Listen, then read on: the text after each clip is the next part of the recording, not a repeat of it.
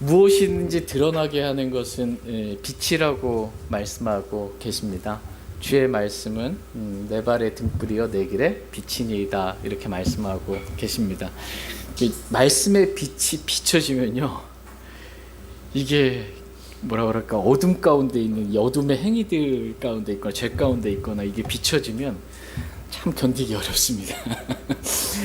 너무나 더럽고 추악한 내 자신을 보면 견디기가 어렵고, 자꾸 이렇게 그 어리석은 자는 그게 이제 말씀의 빛이 비춰져서 나를 이렇게 보여주면 숨게 되고 감추게 됩니다. 그럼 이제 멸망이에요. 빛 가운데 나와야 돼요. 잘못했다 용서를 구하면 됩니다. 우리 자신뿐만 아니라 오늘 이제 저희가 오후 성경 공부 시간에는 계속해서 이제 빛의 천사로 변형된 로마 카톨릭에 대해서 말씀을 살펴보는데, 로마 카톨릭을 말씀의 빛으로 쫙 비춰보면 너무나 진짜 이게 막 드러나는 거예요. 근데 드러나는 보기가 너무나 이제 힘든 거죠. 말씀의 빛으로 이것들 하나하나 그 정체들을 보고 그들이 믿는 교리들을 이렇게 보면 견딜 수가 없는 겁니다. 이제 그쪽 편에 계신 분들, 천주교나 카톨릭 다니시거나 그걸 좋게 생각하시는 분들이 말씀의 빛으로 저희가 오후 성경 공부 시간에 카톨릭의 이 정체에 대해서 좀 비치면 견딜 수가 없습니다. 공격의 대상이에요. 이게 견디가 너무 어렵습니다. 근데 저희가 이 믿음의 길을 가는 데 있어서 말씀의 빛이 없으면, 참빛이신 주님은 부활 승천하셨잖아요. 이 세상에 빛이 없잖아요. 어둠이거든요. 말씀의 빛이 없으면 우리가 이 믿음의 길을 걸어갈 수가 없습니다. 그래서 힘들고 어렵지만 말씀의 빛으로 우리 자신도 비춰서 그래서 살펴보고, 로마 카톨릭에 빠져 있으신 그 분들도 말씀의 빛 가운데 이렇게 드러나서 진리를 인정함에 따라, 진리를 인정함으로 마귀의 올무에서 벗어날 수 있기 때문에, 그렇게 마귀의 올무에 저희가 있지 않고 진리를 인정함으로 이렇게 자유함 가운데 살기를 원합니다. 제가 기도하고 오후 성경 공부 시작하겠습니다. 오늘은 빛의 천사로 변형한 로마 카톨릭 천주교의 5번째 시간 공부하는 시간 갖도록 하겠습니다. 저희가 로마 카톨릭의 섬기는, 이제 저희는 하나님께 경배하잖아요. 천주교에서 경배하는 그 경배의 대상들이 이제 누군지, 이렇게 지난 시간에 마리아를 경배의 대상으로, 하늘의 여왕으로 이렇게 경배하고 있는 것을 제가 살펴봤고, 오늘은 이제 교황을 이제 경배하고 있는 그 모습들에 대해서 말씀의 빛 가운데 한번 살펴보도록 하겠습니다. 교황을 구원자라고 이렇게 생각을 합니다. 카톨릭에서 1546년 트렌트 칙령에 의하면 이 지상에서 교황이 없이는 어느 누구도 구원받을 수 없다, 이렇게 말하고 있습니다. 교황이 없이는 어느 누구도 구원받을 수 없대요. 교황 숭배 역시 교황을 구원자로 숭배하는 거예요. 우리를 구원할 구원자로 숭배하는 것입니다. 교황 요한 23세가 1958년 이 대관식에서 관을 쓸 때 발표한 성명을 한번 제가 읽어드리겠습니다. 그 누구도 최고 통치자의 인도가 없이는, 최고 통치자 교황입니다. 교황의 인도가 없이는 예수 그리스도의 양우리 안으로 들어갈 수 없으며, 로마의 통치자는 그리스도의 대리자이고 지상에서 그분의 존재를 대표하기 때문에 사람들은 그와 연합해야만, 교황과 연합해야만 구원을 획득할 수 있다, 이렇게 말하고 있습니다. 최고 통치자의, 이 로마 카톨릭 최고 통치자인 교황과 연합해야만 구원을 획득할 수 있다고 가르칩니다. 그러나 성경은 곧 나는 주니라, 나 외에 구원자가 없느니라, 이렇게 분명하게 성경은 말씀하고 계십니다. 결코 교황이 구원자가 될 수가 없어요. 교황에 대해서 카톨릭에서는 예수 그리스도보다 더 자비로운 교황이라고 이렇게, 예수님보다 더 자비로운, 그러니까 자비라는 용어를 저희 교회에서는 별로 쓰지 않습니다. 자비가 이제 불교 용어이시네요. 국률이라는 단어를 저희가 씁니다. 어쨌든 지금 자비롭 교황, 누구보다 예수님보다 더 자비로운 교황.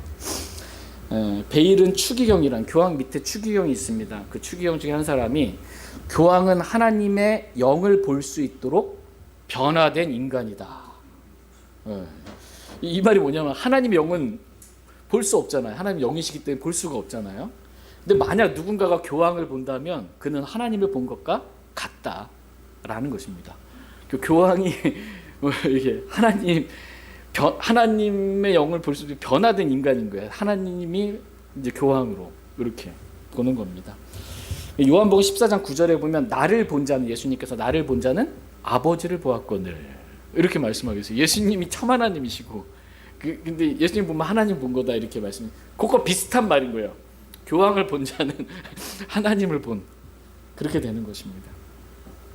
교황 이노센트 3세는 교황이 말하기를 나는 예수 그리스도보다 더욱 자비롭다. 예수는 죄인들의 영혼을 연옥에 버려두지만 나는 연옥에 있는 영혼들을 건져냈기 때문이다. 그래서 더 자비롭다 내가. 이렇게 지금 말하는 겁니다. 예수님은 이제 연옥에 그 영혼들을 내버려두는데 교황은 동정 땡그랑하고 뭐 이렇게 하면은 건져내 주니까 더 자비롭다. 이렇게 교황을 예수 그리스도보다 더 높은 위치에 지금 두는 거예요. 그래서 예수님이 경배받으신 하나님이신데 교황이 그보다 더 경배받기 합당한 그러한 존재로 만들고 있는 것입니다.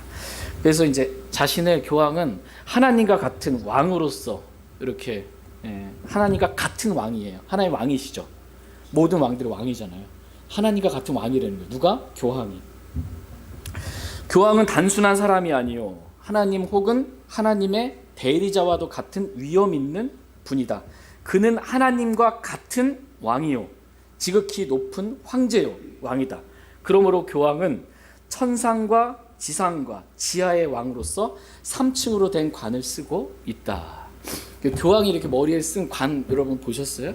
매스컴에 이렇게 나오게 되면 3층에도 된 관이거든요.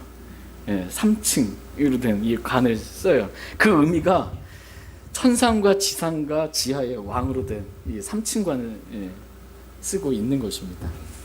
그러니까 자신은 하나님의 대리자라고 말하고 하나님과 같은 왕이라고 이렇게 말하고 있습니다.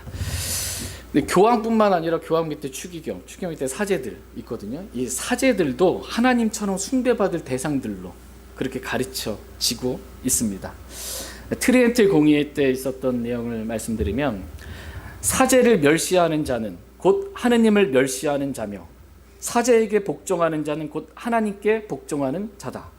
사제들은 하느님처럼 죄를 사면하며 사제가 제단에서 그분의 몸이라고 부르는 것은 스스로와 회중에 의해 하나님처럼 숭배받는다. 성체성자 이렇게 할 때 있죠. 하나님처럼 그게 숭배받는 겁니다. 그들의 위대한 직분과 비교될 만한 것이 무엇이랴. 이와 같이 하나님의 불면하시는 능력과 권위를 우리 가운데 행사하는 그들을 우리가 천사들로 더 나아가서는 하느님이라고 부르는 것은 정당한 표현이다. 사제를 그렇게 부르는 것, 하나님이라고 부르는 것 정당한 표현이다 라는 것입니다. 가톨릭 교회는 이 사제의 직분이 하나님처럼 죄를 사면하는 위대한 직분이기에 사제를 하나님이라 부르며 복종하고 섬겨야 한다라는 것입니다. 하물며 이 교황 밑에 있는 사제가 이렇게 하나님이라 불리며 숭배받는다면 교황은 어떻겠어요?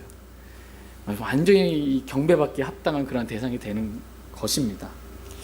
오타와 주교가 승인한 어느 카톨릭 책 내용을 말씀드리면 내가 만약 사제와 천사를 만난다면 나는 천사에게 절하기 전에 먼저 사제에게 절할 것이다. 사제는 하나님과 동등하다. 사제가 하나님과 동등하니까 천사와 사제를 만난다면 누구한테 먼저 경배한대요? 사제한테 경배해갔다. 천사보다 더 높은. 천사는 섬기는 영들로 우리에게 주신 거예요. 숭배받기에 합당한 존재가 아닙니다. 천사는. 근데 어쨌든 이 절한다의 의미가 뭐냐면 절배자, 경배하는 걸 말해요. 절한다. 이게 경배한다라는 거예요. 누구한테? 사제에게 나는 경배한다. 이겁니다.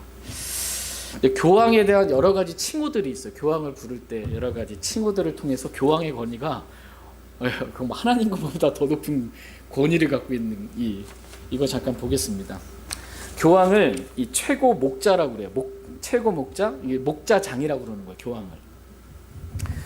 그 카톨릭 교리서 제 1편에 보면 로마 교황이 모든 그리스도 신자들의 최고 목자와 스승으로서 형제들의 신앙을 경고케 하기 위하여 신앙과 도덕에 관한 교리를 정의하여 선포할 때 교황은 직무상의 무류성을 향유한다. 교황이 직무할 때 어떤 오류도 없다라는 거예요. 오류가 없다. 이러한 무료성은 하나님 계시 유산의 범위와 동등하게 광범위하게 미친다. 이렇게 말합니다. 그러니까 로마 카톨릭의 교황을 지금 최고 목자장이라고 지금 말하고 있는 것입니다. 목자장은 근데 누구세요? 예, 예수 그리스도세요. 저희는 이제 그 목양자 이렇게 목사들은 베드로가 나 역시 장로요. 그러면서 그 목자장께서 나타나실 때 이 목양자들 장이 있거든요. 예, 양을 먹이라고 주신 겁니다. 목사의 위치는 목자장에서 나타나실 때 영광의 관을 받게 된다고 이렇게 말씀하고 계시는데 베드로전서 5장 3절 4절 한번 보겠습니다. 베드로전서 5장 3절 4절 말씀.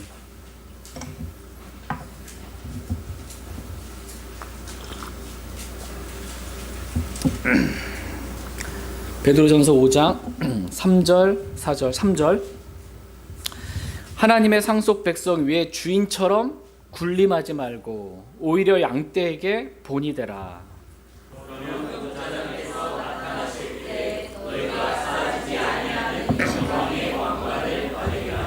아멘. 예, 지금 이 말씀 하나님께서 이 목사 장로들에게 주신 말씀이에요. 그래서 하나님의 상속 백성 위에 주인처럼 뭐 하지 말래요? 군림하지 말라고 말씀하셔서 제가 이렇게 교회에서 목양하고 이렇게 섬길 때 주인처럼 군림하지 않으려고 성도들에게 여쭤보고 이렇게 인도하심 받아서 이렇게 합니다. 오히려 양떼에게 본이 되라고 이렇게 말씀하고 계십니다. 그러면 목자장께서 나타나실 때, 목자장이 누구예요? 우리 주 예수 그리스도께서 나타나실 때 사라지지 아니하는 영광의 왕관을 받으리라 이렇게 말씀하고 계십니다. 여러분 저를 위해서 기도해 주시기 바랍니다. 제가 목자장이신 주 예수 그리스도 나타나실 때 그때 이 영광의 왕관을 받을 수 있도록 기도해 주시길 바랍니다. 그런데 카톨릭 교회의 교황은 어떻게 교황은 주인처럼 최고 위치 그 자리에서 군림하는 거예요. 그리고 자신을 목자장이신 주님과 같은 위치에 최고의 목자장의 위치에 두고 있는 것입니다. 그래서 교황은 그리스도와 같이 직무상의 무료성을 향유한다, 누린다는 거예요. 교황은 직무상 오류가 없다라는 것입니다. 어디까지 오류가 없냐면 하나님의 계시의 유산의 범위와 동등하게 또 광범위하게 교황의 무료성이 미친다라는 건데 하나님의 계시의 유산이 뭐야? 성경이에요. 하나님의 계시로 기록된 이 성경과 동등하게 교황이 한 말은 하나님의 계시로 기록된 이 성경과 동등하다라는 거고 또 더 광범위하게 교황의 말은 직무상의 오류가 없다. 무오류하다 라는 것입니다. 단 하나의 오류가 없으신 우리 주 예수 그리스도와 또 하나님의 말씀과 자신을 그런 위치에 두고 있는 것입니다. 그리스도의 대리자, 교황은 자신을 그리스도의 대리자라고 말합니다. 그리스도를 대신한 대리자다. 이렇게 카톨릭 교리서 제1편에 보면 사실 로마 교황은 그리스도의 대리자요 전 교회의 목자로서 교회에 대하여 직책상으로 완전한 최상 전권을 가지며 언제나 자유로이 이 권한을 행사할 수 있다. 주인처럼 군림하지 말라는 최상의 전권을 가지고 언제든 행사할 수 있는 그러한 위치 가운데 교황이 있는 것입니다. 그러나 성경은 그리스도의 대리자는 교황이 아니라 그리스도께서 이렇게 하늘에 승천하시면서 대신 보내주신 위로자가 계시죠. 성령님이 그리스도의 대리자이십니다. 요한복음 16장 7절 말씀 보겠습니다.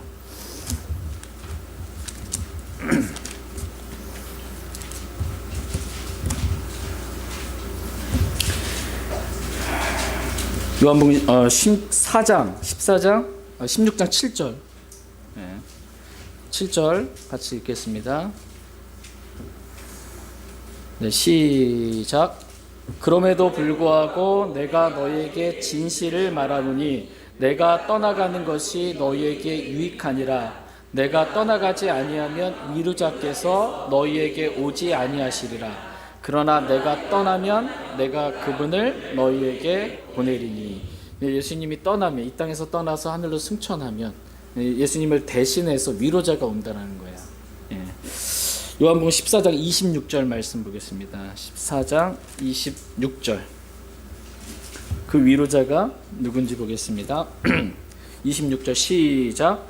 위로자 곧 아버지께서 내 이름으로 보내실 성령님, 그분께서 너희에게 모든 것을 가르치시고 내가 너희에게 무엇을 말하였든지 너희가 모든 것을 기억하게 하시리라. 위로자 곧 아버지께서 내 이름으로, 예수님의 이름으로, 그리스도의 이름으로 보내실 누구? 성령님. 대리자예요. 성령님이 그리스도의 이름으로 보내어진 대리자 성령님이시지 결코 교황이 그리스도의 대리자가 될 수 없다라는 것입니다. 그러나 카톨릭 교회는 교황을 그리스도의 대리자라고 부르면서 성령 하나님과도 이렇게 동등한 위치에 자신을 두고 있는 것입니다. 교황의 호칭을 통해서 지금 교황이 어떤 존재인지 지금 이게 보는 거예요. 또 교황을 부를 때 아버지라고, 파파라고 이렇게 부릅니다. 교황, 이 파파라는 이 말 자체가 아버지를 뜻하는 그러한 말입니다. 교황이 아버지라는 거예요. 교황 보고 아버지.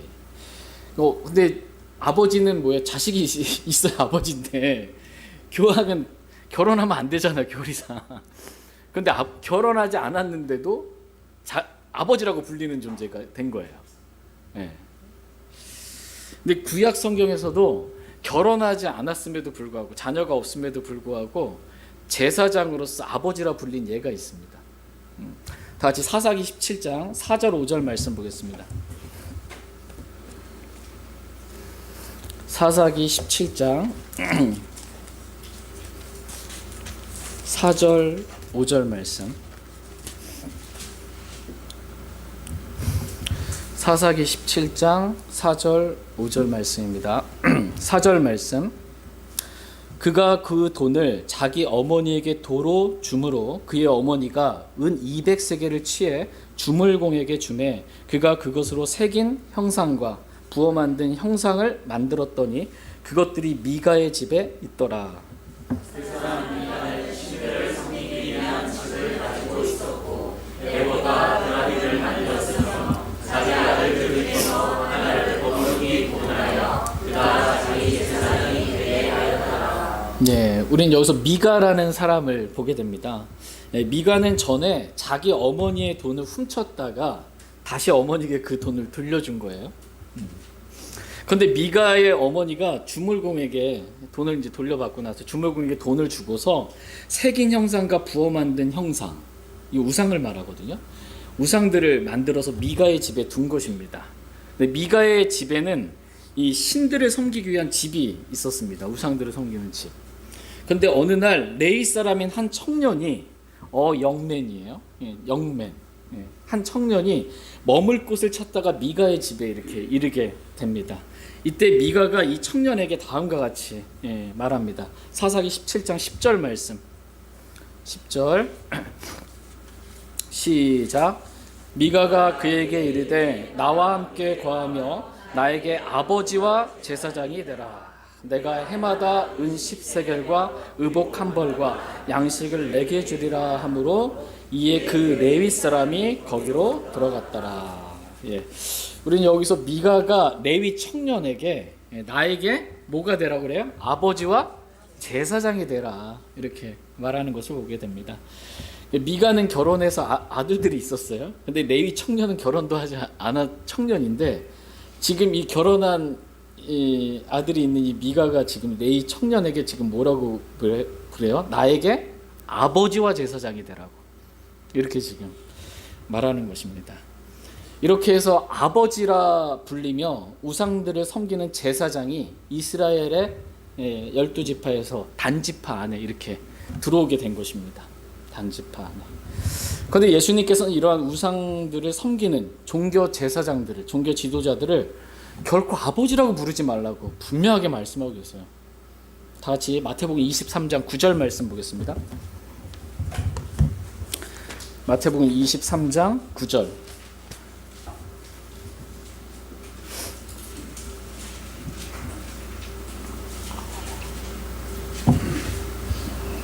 마태복음 23장 9절 말씀 같이 읽겠습니다. 시작.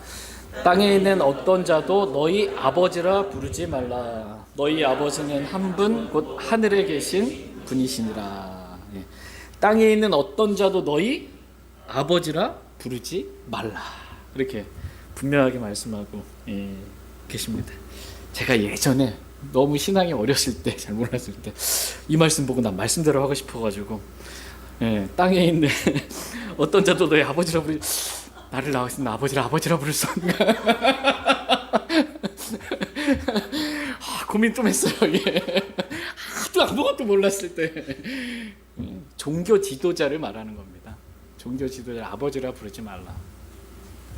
이렇게 말씀하고 계십니다. 그런데 지금 로마 카톨릭은 이 결혼도 하지 않은 이 교황 아버지라고 지금 부르고 있는 거예요.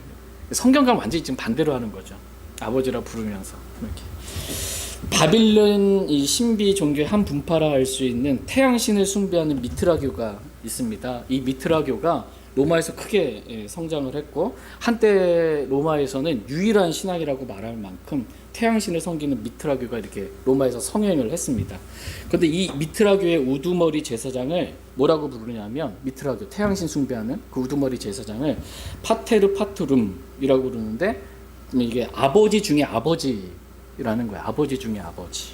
근데 지금 로마 카톨릭은 이 로마의 이 그 태양신 숭배, 이 미트라 교의 우두머리의 그 제사장 칭호를 지금 가져와서 아버지라고 이렇게 교황이라는 칭호를 갖게 된 것입니다. 또 카톨릭에서는 교황을 이 아버지뿐만 아니라 거기다가 또 수식어 하나 더 붙여서 거룩한 아버지라고 이렇게 부릅니다. 교황은 거룩한 아버지라는 그러한 칭호를 가지고 있습니다. 거룩한, 이거 정말 하나님이 거룩하신 분이시잖아요. 근데 자기도 거룩한으로 이렇게 가는 겁니다. 하나님과 같은 위치에 자신을 자꾸 두는 것입니다. 요한계시록 15장 4절 말씀 보겠습니다. 요한계시록 15장 4절.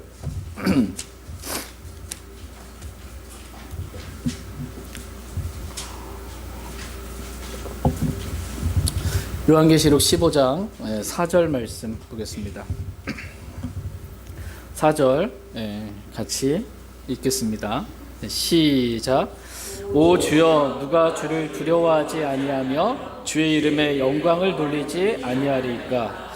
오직 주께서만 거룩하시니이다. 주의 심판들이 드러났으므로 모든 민족들이 와서 주 앞에 경배하리이다 하더라. 아멘.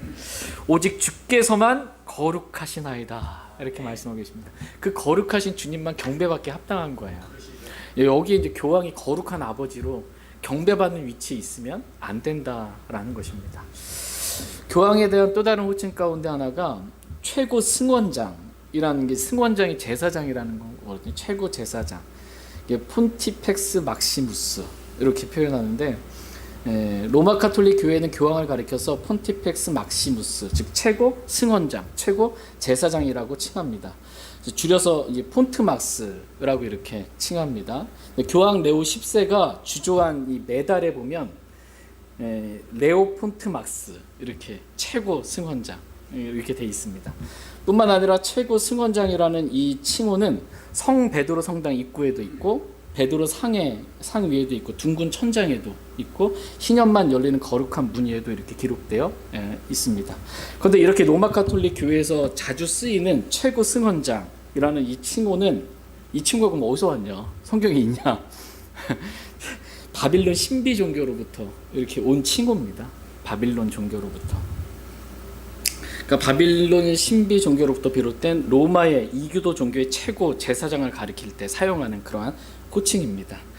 주전 63년부터 로마 황제인 카이사르들이, 로마 황제 있죠, 카이사르들이 자신들을 로마 이교도 종교의 최고 제사장으로 불리며 이 칭호를 사용하게 되었습니다.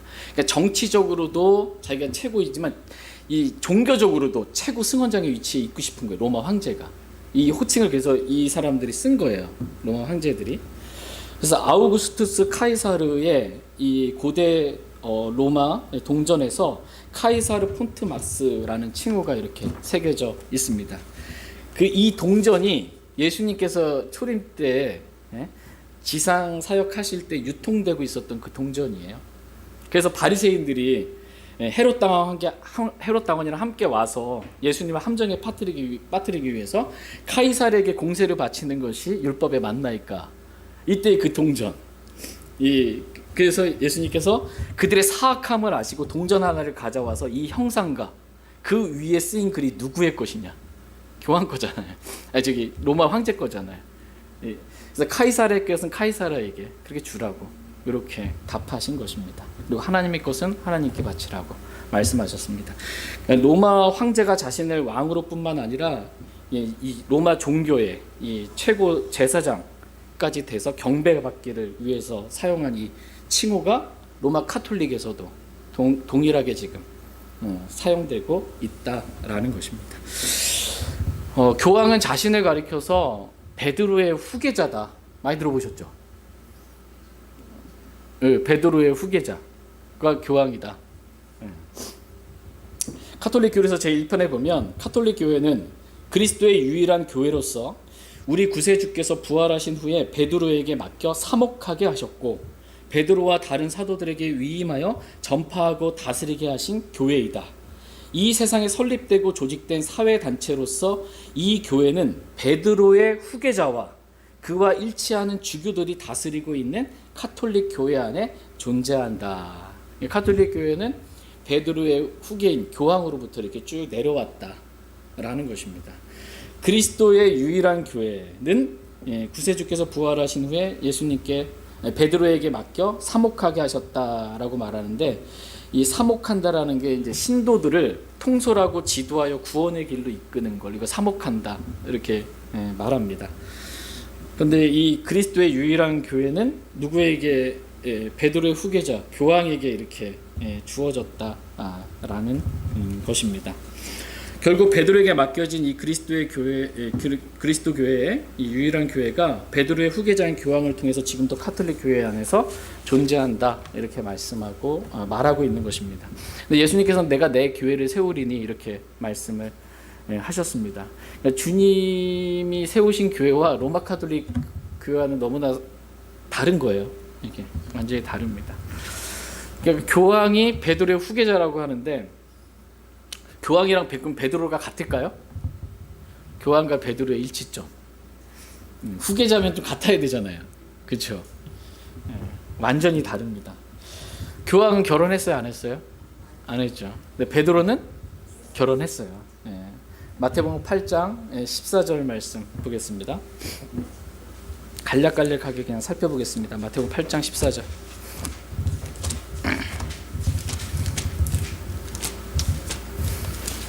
마태복음 8장 14절 말씀 보겠습니다. 같이 읽겠습니다. 시작. 예수님께서 베드로의 집에 들어가셨을 때 그의 아내의 어머니가 열병으로 앓아누워 있는 것을 보시고, 예수님께서 베드로의 집에 들어가셨을 때 베드로의 아내의 어머니가 열병으로 이렇게 앓아누웠어요. 베드로의 아내가 있다. 베드로는 결혼해서 아내가 있다. 그러니까 교황과는 완전히 다른 거죠. 베드로의 후계자가 될 수 없어요. 고린도서 9장에 보면 사도 바울이 우리에게 다른 사도들이나 주의 형제들이나 게바와 같이 자매 곧 아내를 데리고 다닐 권리가 없느냐. 그러니까 베드로는 사역하면서 누굴 데리고 다녔어요? 아내를 데리고 다녔어요. 아내를. 교황은 이렇게 결혼하지 않는 교황과는 완전히 다른 거예요. 그러니까 베드로의 후계가 될 수 없다는 겁니다. 교황이. 베드로는 이렇게 사도행전 3장 6절 한번 볼게요. 사도행전 3장 6절. 사도행전 3장 6절.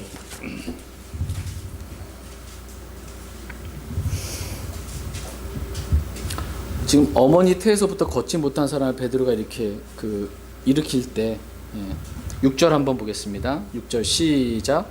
그때 베드로가 이르되 은과 금은 내게 없으나 내게 있는 것을 내게 주노니 나사렛 예수 그리스도의 이름으로 일어나 걸으라 하고. 예, 질문입니다. 베드로는 은과 금이 있었습니까? 없었습니까? 예, 은과 금은 내게 없으나. 예, 은과 금은 없는데 누가 있었어요? 나사렛 예수 그리스도가 있었어요. 예. 근데 교황은 어때요? 은과 금으로 막 자기들이 치장하고 있잖아요. 은과 금은 있으나 예수 그리스도는 없는 거예요. 완전히 반대가 되는 모습입니다. 베드로는 자기가 경배를 받는 것, 고넬료가 베드로한테 와서 경배하려고 할 때 경배를 받지 않았습니다. 사도행전 10장 말씀 한번 볼게요. 사도행전 10장 25절 26절.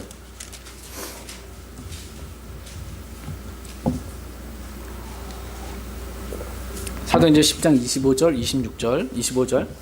베드로가 들어올 때 고넬료가 그를 맞이하며 그의 발 앞에 엎드려 그에게 경배하였으나.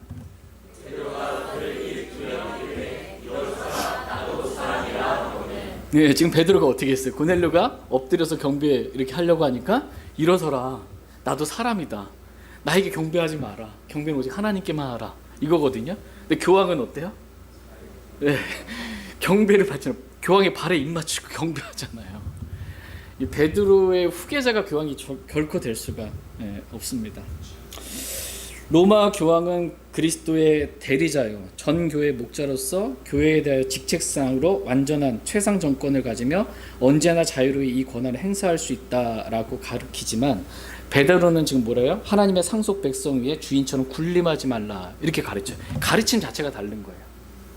최상 정권을 언제든 행할 수 있다라고 가르치는 거하고, 카톨릭에서는 여기서는 결코 주인처럼 군림하지 말라고, 이렇게 가르침 자체가, 베드로와 교황의 가르침 자체가 다른 것입니다. 이게 서로 다른 점 잠깐 살짝 살펴봤어요. 그렇다면 이제 그 베드로와 교황의 공통점, 공통점이 뭐가 있을까? 한번 생각해 보세요. 공통점. 네. 약간 뭐랄까 좀 그렇긴 한데, 베드로와 교황의 공통점은 베드로가 예수님 저주하고 부인한 거. 이 부분에 있어서는 좀 공통점이 있습니다. 트리엔트 공의에서 고해 성사가 신의 명령에 의해 제정되었음을 인정하지 않거나 그것이 구원의 필수 요소임을 부인하는 자, 즉 오로지 사제에게만 죄를 은밀히 고백해야 한다는 관행이 그리스도의 규정과 명령이 이질적인 것이라고 반박하며 그 관행이 인간의 발병품이라고 말하는 자가 있다면 그는 저주를 받을 것이다. 이렇게 말한 부분에 있어서 이게 좀 같다면, 굳이 찾다면 베드로가 주님 부인했을 때 이 모습을 좀 볼 수 있다. 베드로가 예수님께서 십자가로 가실 때 베드로가 예수님이 십자가에서 죽으신다 그러니까 이해할 수가 없었어요. 예수님 왜, 메시아가 예수님 왜 십자가에 죽나. 그래서 구속사역을 막으려 했던 그 모습, 이것처럼 비슷한 점을 찾는다면 교황이 예수 그리스도의 구속사역을 막으려 하는 것, 이것과 비슷하다. 근데 이렇게 예수님의 구속사역을 막으려고 했을 때 예수님께서는 베드로를 뭐라고 부르셨어요? 사탄아. 사탄아 이렇게 불렀습니다. 그러면서 이제 예수님께서 베드로에게 내가 하나님에게서 난 일들은 좋아하지 아니하고 사람들에게서 난 일들은 좋아하는도다 이렇게 말하고 있습니다. 베드로가 이때 주님의 사역을 막을 때 하나님에게서 난 일은 좋아하지 아니하고 사람들에게서 난 일을 좋아하는 것처럼 교황도 사람들에게서 난 일들을 좋아하는 그러한 면에 있어서는 비슷하다. 그리고 이거 말고 이거 말고 교황이 베드로의 후계자가 될 수 있는 어떤 요소도 없는 거예요. 이거 말고는. 오늘은 이제 마틴 루터 아시죠? 마틴 루터가 교황에 대해서 한 말을 읽고 마치겠습니다. 그러니까 마틴 루터가 교황에 대해서 뭐라고 말했는지. 예수님은 걸어 다니셨는데 교황은 가마를 타고, 예수님은 제자들의 발을 씻기셨는데 교황은 자기 발에 입 맞추라 하고, 예수님은 원수를 사랑하라 하셨는데 교황은 예수님의 종들을 이단이라고 화형에 처한다. 그는 가증한 적그리스도다. 교황이 나를 이단자라 파문한다면 나는 교황을 하나님의 진리로 파문하리라. 교황은 그리스도의 목자가 아니라 마귀의 사도다. 예, 마틴 루터가 이렇게 말씀의 빛 가운데 이렇게 교황에 대해서 말한 것입니다. 그러니까 말씀의 빛으로 이렇게 환하게 딱 들여다보면 보이는 거예요. 근데 이게 너무 심해서 견딜 수가 없는 거예요. 말하기도 참 조심스럽고 힘들고 예, 정체가 드러나는 것, 예, 견딜 수가 없는. 그러나 말씀의 빛 가운데서 드러내게 하신 대로 그렇게 예, 말씀의 빛으로 우리 자신도 보고 예, 로마 카톨릭도 보고 다른 모든 것들로 이렇게 다 보고 빛 가운데 저희가 주님과 교제하며 살기를 예, 원합니다. 제가 기도하고 오늘 말씀 마치겠습니다.